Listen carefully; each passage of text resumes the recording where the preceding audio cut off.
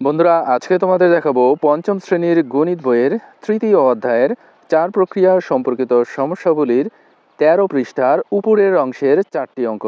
তাহলে চলো বন্ধুরা শুরু করি। প্রথমে 1 নম্বর অঙ্কটি খাতায় তুলে নিচ্ছি। সূত্রটি নিশ্চয়ই মনে আছে, প্রথম বন্ধনীর কাজ আমরা আগে করব। তো সমান সমান দিলাম, এখানে 12 লেখা আছে 12 লিখলাম, ভাগ চিহ্ন দেওয়া আছে ভাগ চিহ্ন দিলাম। এবার প্রথম বন্ধনীতে আছে গুণ, 3 দ্বিগুণে 6, তাই আমরা এখানে 6 লিখলাম। এবার এর নিচে আবার আমরা সমান সমান চিহ্ন দেব, 12কে 6 দিয়ে ভাগ করব। 6 দ্বিগুণে 12, 6 দ্বিগুণে 12, এটা যদি করতে না পারো পাশে রাফ করে নেবে।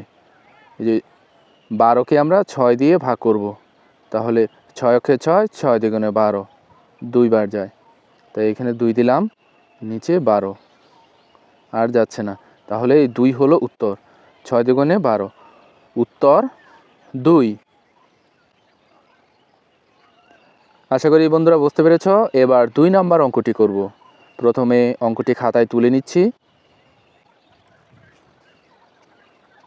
সূত্রটি নিশ্চয়ই মনে আছে, প্রথম বন্ধনীর কাজ আগে করতে হয়, দ্বিতীয়টা তারপরে, তৃতীয়টা তারপরে। যেহেতু এখানে কোনো বন্ধনী নেই, তাই আমরা সমান সমান দেব। সমান সমান দেওয়ার পরে সূত্র অনুযায়ী ভাগের কাজ আগে করতে হয়, যদি করতে না পারো আলাদা জায়গায় করে নেবে। এটা যেহেতু ছোট ছোট ভাগ, আলাদা জায়গায় করার দরকার আছে বলে আমি মনে করছি না, তারপরেও করে তোমাদের দেখাচ্ছি। এই যে দেখো, 6 দ্বিগুণে 12, উত্তর হবে 6। এবার যে গুণ চিহ্ন দেওয়া আছে গুণ চিহ্ন দিলাম, তারপরে 3 আছে 3 লিখলাম। এবার 6 আর 3 গুণ করব, 3 6 18, উত্তর 18। আশা করি বন্ধুরা বুঝতে পেরেছ। এবার 3 নম্বর অঙ্কটি করব। প্রথমে অঙ্কটি খাতায় তুলে নিচ্ছি।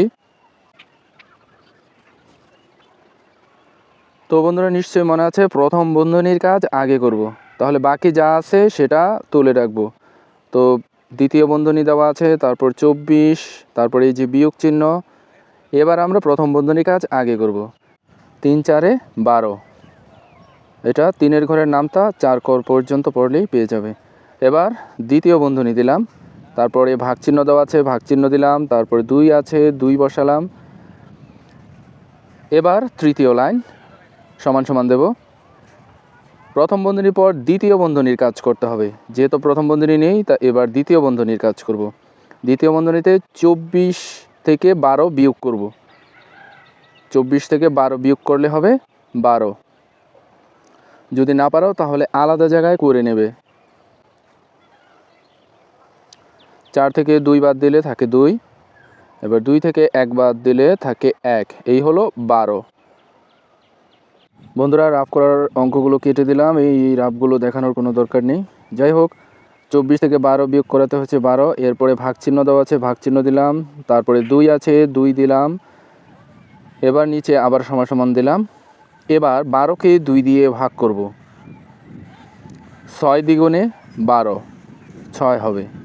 যদি না পারো তাহলে পাশে তুমি ভাগটা করে নেবে। যে 2কে আমরা 12 দিয়ে ভাগ করছি, 2-এর নামটা করগুণে বলবো। 2 একে 2, 2 দুগুণে 4, 3 দুগুণে 6, 4 দুগুণে 8, 5 দুগুণে 10, 6 দুগুণে 12, তাহলে হবে 6 এবং নিচে হবে 12।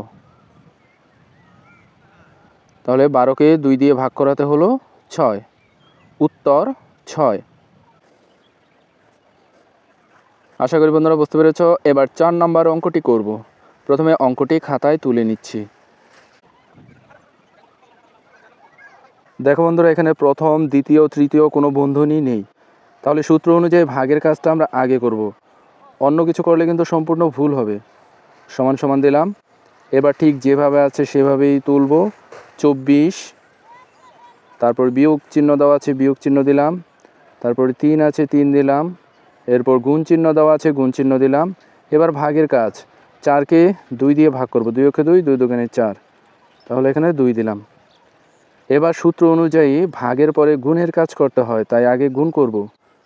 24 সেখানে লিখলাম, এরপরে বিয়োগ চিহ্ন দেওয়া আছে বিয়োগ চিহ্ন দিলাম, এরপর 3 দুগুণে 6, 6 লিখলাম, এরপরে সমান সমান চিহ্ন দিলাম।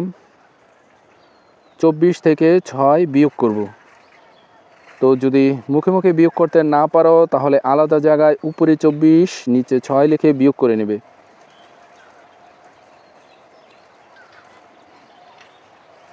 আশা করি সবাই জানো বিয়োগটা কিভাবে করতে হয়। এটা হাতে রেখে বিয়োগ। তাহলে 24 থেকে 6 বিয়োগ করলে হবে 18। উত্তর 18।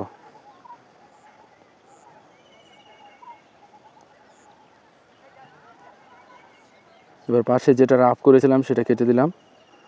আশা করি বন্ধুরা বুঝতে পেরেছো। পরবর্তী ভিডিও পেতে চ্যানেলটি সাবস্ক্রাইব করে পাশে থাকা বেল আইকনটি বাজিয়ে দিও। ধন্যবাদ।